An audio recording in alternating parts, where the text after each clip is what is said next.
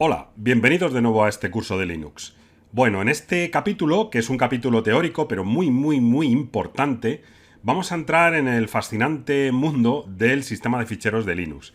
Entonces, este es uno de esos conceptos que a veces cuesta un poco entender cuando venimos de otros entornos, por ejemplo, de Windows, que es relativamente distinto y que a veces puede costarnos un poco. Pero es muy importante que entendáis todos los conceptos que vamos a ver durante este capítulo porque son la base para poder trabajar con Linux, ¿de acuerdo? Bueno, entonces, al final un sistema de ficheros no es nada más que la forma en la que se guardan los datos dentro de un sistema, como Linux, ¿de acuerdo? Entonces, yo creo que lo mejor para que entendamos cómo funciona el sistema de ficheros en Linux es hacer una comparativa con Windows, que es, me imagino, el sistema operativo habitual que estáis utilizando en este momento. Entonces, vamos a ver cómo se hace en Windows y lo vamos a comparar con Linux para que veamos las diferencias que tenemos entre ellos. Bueno, entonces, si tenemos Windows y queremos crear un sistema de ficheros, en un Windows normal y corriente podemos encontrarnos con esta foto. Tenemos un disco duro que está dividido en dos particiones y he creado la unidad C y la unidad D. Es decir, en Windows trabajamos con letras. ¿De acuerdo? Cada letra identifica a una partición o a un disco de una partición. Y luego, dentro de cada letra, lo que tenemos básicamente es una estructura de directorios que, digamos, empezamos por la raíz, ¿de acuerdo? Por el principio. Y luego cada uno va a haber directorios y subdirectorios. De manera que para acceder a un determinado fichero tendremos que ir dándole la letra por donde empieza y desde, digamos, la raíz o el principio ir bajando por los directorios hasta llegar. En Windows, la segunda partición, la segunda unidad, va a tener un poco la misma foto. La única diferencia es que la letra de la unidad va a identificar la partición o el disco en el que estamos trabajando. ¿De acuerdo? Entonces, esto es un poco como recordatorio de qué forma llego yo a un fichero dentro de un sistema operativo Windows. ¿Pero qué pasa en los Linux? Bueno, en los Linux es un poco distinto. Esto sería lo mismo, tendríamos la misma foto de disco duro con dos particiones, pero en el caso de los Linux nos vamos a encontrar con que solo hay un root, una raíz. Da igual cuántos discos o cuántas particiones de disco vayamos a tener. Linux siempre se comienza por la barra, por la raíz, por, digamos, el root del sistema. Y a partir de ahí se cuelgan los directorios.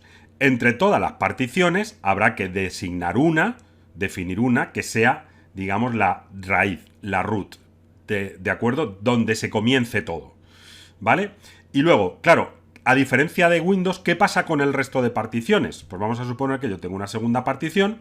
Vale, pues en el caso de Linux, en vez de ser una unidad distinta, que empiece por una letra distinta y está totalmente separada, en realidad se integra dentro de la estructura de directorios. Es decir, por ejemplo, en este caso la partición 2 la asignamos a este directorio, ¿de acuerdo? Lo cual es un pelín distinto a Windows. Es decir, por ejemplo, eso quiere decir que cuando yo estoy en cualquiera de estos directorios, dir 1, dir 2, dir 4 o dir 5, me encuentro a la partición 1, ¿vale? Pero en cuanto me sitúo en el directorio dir 3, físicamente me he situado en la partición 2.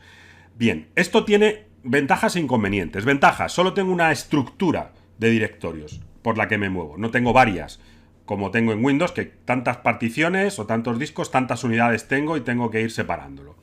Desventaja, que para un usuario normal, cuando se entra en el directorio dir3, él no es consciente de que ha cambiado de partición. Y en muchos casos le da igual. Que un usuario sepa si está en un disco o en otro disco, normalmente es indiferente.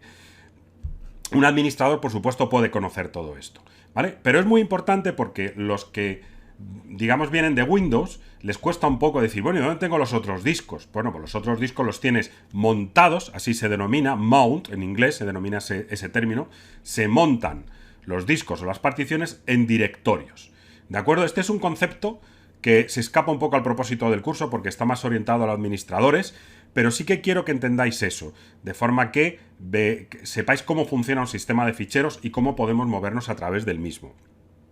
Durante el curso haremos algunas cosas relacionadas con este tema, pero no es un curso orientado a administradores. Entonces, bueno, veremos algunos conceptos, pero no todo lo que deberíamos de ver si fuéramos administradores dentro de, digamos, un curso de administración. Por tanto, para acceder a un fichero, lo haremos un poco así. Vemos que la barra con la que se trabaja es distinta a la de Windows. La de Windows es invertida y esta es directamente la que tenemos en el 7, en el teclado, en la tecla 7 del teclado, ¿no? Entonces es directorio, fichero, tatán. En este caso estaríamos en la primera partición. Si yo voy al dir 1, dir 3, fichero, este fichero ya se encuentra, como se encuentra colgando del directorio dir 3 que hemos asignado a la partición 2, estamos en la partición 2, ¿vale? Es un poco extraño para los que venís de Windows directamente, pero yo creo que es muy fácil de entender, sobre todo, perdón, si vais a ser usuarios finales. Bueno, y quiero mencionar que dentro de la estructura de Linux, igual que en Windows hay directorios que si existen, System32, desktop, no sé qué, patatín, descargas. Bueno, pues aquí tenemos una serie de directorios que iremos viendo a lo largo del curso, algunos de ellos, no todos, porque algunos están orientados a administración, ¿vale? Pero bueno, el barra, que es de donde comenzamos, bin, que suele tener ficheros binarios o ejecutables, barra dev, que es donde están los dispositivos, de esto hablaremos en alguna de las secciones del curso, veremos que aquí se encuentran los dispositivos con los que trabaja Linux, los discos, las impresoras, la memoria, ya veremos cómo es. El etc, que suele tener ficheros de configuración, home, que tiene los directorios personales de los usuarios, esto es una de las primeras cosas que veremos, librerías del sistema en el Leaf, el media y el MNT sirven para montar cosas, tanto automáticos como de manera manual, pues CD-ROMs, USBs, etc. En OPT se suele usar para instalar otro software, por ejemplo, voy a instalar una base de datos y la quiero instalar en algún sitio, normalmente se elige el directorio barra OPT. El barra proc, que es un directorio muy interesante para administradores, pero que en este curso apenas vamos a ver. El directorio home del root, a diferencia de los usuarios normales que se encuentran en el barra home, el del root se encuentra aquí en barra root. Otros ficheros binarios, el directorio donde vamos a guardar ficheros temporales, el directorio USR, que antiguamente era para guardar usuarios, pero que ahora tiene aplicaciones y archivos varios, digamos, compartidos entre todos, y un directorio bastante importante, que es el directorio var, donde pues tenemos, o se almacenan los ficheros de log, las trazas, rendimientos, ficheros dinámicos, ¿de acuerdo? Muchos de estos directorios están muy orientados a administración, pero a lo largo del curso vamos a ver bastantes, porque sí que nos interesan como usuarios finales, ¿de acuerdo? Bien, y por último me gustaría hacer mención a un concepto también importante dentro de los sistemas de ficheros de Linux, aunque en realidad no lo vamos a ver durante el curso, porque pertenece al mundo de la administración. Pero bueno, los que vengáis de Linux tendréis claro que, perdón, de Windows, tendréis claro que hay una serie de sistemas de ficheros que el propio Microsoft ha creado y mantiene, como son FAT, FAT32, XFAT, NTFS, ¿vale? Digamos que son sistemas de ficheros propietarios de Microsoft, de Windows, que cada uno de ellos tiene sus características a la hora de almacenar los ficheros, ¿vale?